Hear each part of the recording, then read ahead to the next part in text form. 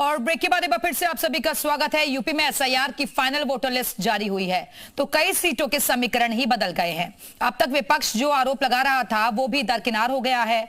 हाल ये है कि कई मंत्रियों के विधानसभा क्षेत्र में सबसे ज्यादा वोट कटे हैं। यूपी में एसआईआर के दौरान विपक्ष ने लगातार बीजेपी और चुनाव आयोग पर सवाल खड़े किए।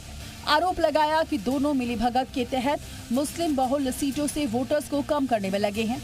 लेकिन अब शुक्रवार को एसआईआर की फाइनल लिस्ट आ गई तो हैरान करने वाले आंकड़े सामने आ गए। सबसे पहले रामपुर का समीकरण देखिए।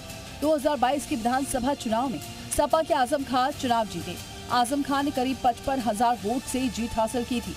आजम खान के जेल जाने पर ये सीट खाली हो गई। उपचुनाव में बीजेपी के आकाश सक्सेना चुनाव जीते। आकाश सक्सेना 34,000 वोट जीते थे। अब एसआईआर के बाद 72,000 से ज्यादा वोट कम हुए। रामपुर की स्वार सीट पर आजम खान के बेटे अब्दुल्ला आजम ने जीत हासिल की थी। अब्दुल्ला 61,000 से ज्यादा वोटों से जीते थे। सजा की वजह से अब्दुल्ला की विधायकी चली गई। उपचुनाव में अपना दल के शफीक अहमद अंसारी 8,724 वोटों से जीते। अब इस सीट पर 29,000 से ज्यादा वोट कम हुए। मुरादाबाद की कुंदर की सीट पर 2022 में सपा के जिया रहमान बर्क ने जीत दर्ज की थी। जिया रहमान की जीत का मार्जिन 43,000 से ज्यादा रहा। बर्क के संभल से सांसद चुने जाने के बाद सीट खाली हो गई। उपचुनाव हुए तो बीजेपी के रामवीर सिंह ने यहां जीत हासिल की। 1,44,000 वोटों के अंतर से वो विधायक चुने गए। वही मंत्रियों की विधानसभा सीट पर भी बड़े बदलाव हुए हैं। इन सीटों पर 50,000 से 1.25 लाख तक वोट कटे हैं।